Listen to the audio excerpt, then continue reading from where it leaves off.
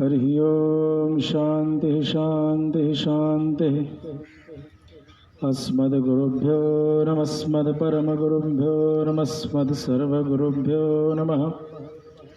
श्रीमते रामानुजाय नमः। लक्ष्मीनाथ समारंभां नाथयामुनमध्यमाम् अस्मदाचार्यपर्यन्तां वन्दे गुरुपरम्पराम्। यो नित्यमच्युतपदाम्बुजयुग्मरुक्म व्यामोहतस्तदितराणि तृणाय मेने। अस्मद्गुरोर्भगवतोऽस्य दयैकसिन्धो रामानुजस्य चरणौ शरणं प्रपद्ये। प्रेम श्री भक्तवत्सल भगवान की जय। श्री वृंदावन धाम की जय। देवराहा बाबा सरकार की जय। भाष्यकार श्री अमन स्वामी जी महाराज की जय।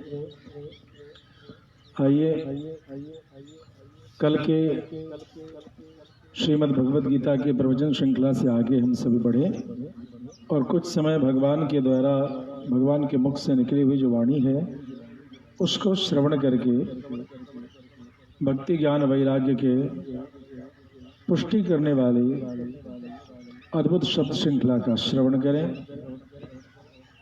कल के प्रसंग में हम सभी ने सुना कि देवता से लेकर के जितने भी कीट पतंग हैं इन सभी के बारे में भगवान कहते हैं कि इन सब में उपस्थित जो आत्मा है इन सबों में ये गुण है कि ये सभी के सभी सनातन हैं,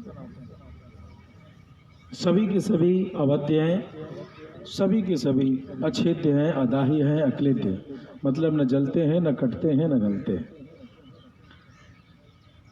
आगे दूसरे अध्याय के 31वें श्लोक में हम सभी चर्चा को सुनते हैं कि स्वधर्ममपि चावेक्ष्य न विकम्पेतुमर्हसि धर्म्याध्ये युद्धाच्छ्रेयो अन्यच्छत्रियस्य न विद्यते।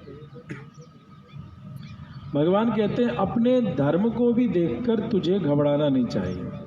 क्षत्रिय कुल में आपका जन्म है अर्जुन, और युद्ध करना ही आपका जन्मना धर्म है। और आज जब इस धर्म को निभाने का या क्रियाशील करने का अवसर प्राप्त हुआ है तो तुम भ्रमित क्यों हो रहे हो? क्योंकि क्षत्रिय के लिए धर्म युद्ध से बड़ा तो कोई दूसरा कल्याणकारी है ही नहीं। राष्ट्र और धर्म की रक्षा के लिए ही तो क्षत्रिय की भुजा की पूजा है, अर्थात उसके शस्त्र की पूजन है।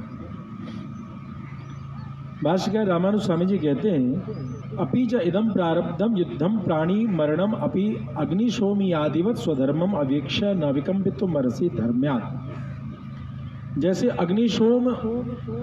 अग्निशोमीय आदि जो यज्ञ हैं जिसमें पशु आदि की बलि दी जाती है, ठीक इसी प्रकार से यह जो रणमेध है यानी युद्ध का जो यज्ञ है, जिस यज्ञ में होता के रूप में, हवनकर्ता के रूप में हे अर्जुन तुम उपस्थित हो, तुम्हें इस जो अलग अलग ये सिर हैं, अलग अलग जो ये रथी महारथी हैं, इनकी आहुतियों पर भ्रमित नहीं होना चाहिए। यज्ञ में दी जा रही आहुतियों के समान इनकी बलि को तुम्हें समझना चाहिए।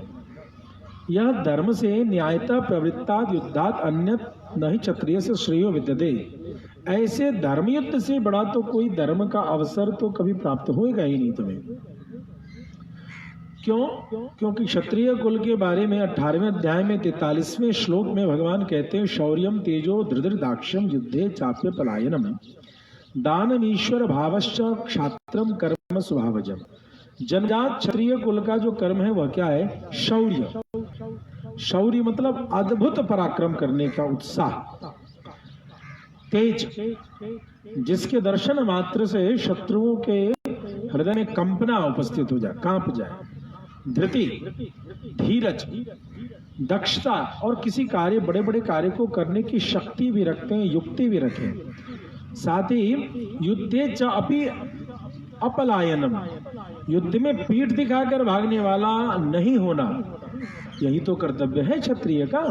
दान करना और ईश्वर भावश्च, सभी जगह ईश्वर का दर्शन करना, यही तो क्षत्रियों का जन्मजात कर्म है। अर्थात इस कर्म को, इस धर्म को, जो अवस्था तुम्हें प्राप्त हुई है, अपने जन्मानुसार तुम्हें धर्म मान करके करना चाहिए। अग्निशोमादि हिंसु अग्निशोमियादिषु च न हिंसा पशो निहीनतर छाया छागादि देह परित्याग पूर्वक कल्याण दे स्वर्गादि प्रापकत्व श्रुते संज्ञप्नस्य। अर्थात जैसे अग्निशोमियादि यज्ञ का उदाहरण दिया कि उसमें जब पशु आदि की बलि दी जाती है तो वेद में अत्यंत निकृष्ट छाग आदि, जो कहीं कहीं पर आप देखते हैं वाम मार्ग में जो पशुओं की बलि देते हैं, ऐसे जो बकरे आदि का शरीर है उनको छुड़ा करके कल्याण में देह की प्राप्ति के लिए उस यज्ञ का विधान करते हैं। श्रुतियों में कहा है नवा उ एतन म्रियसे नरिष्यसि देवागुम इदेशी पति भी सुगे भी यत्र यंते सुकृतो नापि दुष्कृतस्तत्र त्वा देवा सविता ददातु। अर्थात इस कर्म के द्वारा यजुर्वेद का यह मंत्र कहता है कि इस यज्ञ, इस बलि कर्म के द्वारा तुम्हारी मृत्यु नहीं हो रही है, बल्कि सुगम मार्ग से तुम्हें देवताओं को प्राप्त कराया जा रहा है, जहां केवल पुण्य कर्मा पुरुष जाते हैं, पापी नहीं। इस प्रकार तुम्हें देव सविता दधातु, सविता देव स्थापित करें, और अर्थात सूर्य तुम्हें वो मार्ग प्रशस्त करे, स्वर्ग का मार्ग तुझे प्रदान करे। ऐसा अग्निशोमीय आदि यज्ञों में जो होने वाली पशु हिंसा है उस संबंध का प्रमाण दिया। भगवान कहते हैं यह च युद्धे मृतानाम कल्याणतर देहादि प्राप्ति उक्ता वासांस जीर्णानि। इस श्लोक में जो वासांस जीर्णानि यथा विहाय नवानि गृह्णाति नरो प्राणी आदि जो यह श्लोक है, इस श्लोक में भी प्राण त्याग करने वालों को कल्याण में शरीर की प्राप्ति बताया कि पुराना जीर्णशीर्ण शरीर, अनुपयुक्त शरीर का त्याग करके उपयोगी शरीर की प्राप्ति करने का विधान ही तो मृत्यु है। मृत्यु और कुछ नहीं है, एक अवसर है नए शरीर की प्राप्ति का। अतः चिकित्सक कर्म आतुरस्य एव अस्य रक्षणम एव अग्निशोमी आदिषु संज्ञापनम।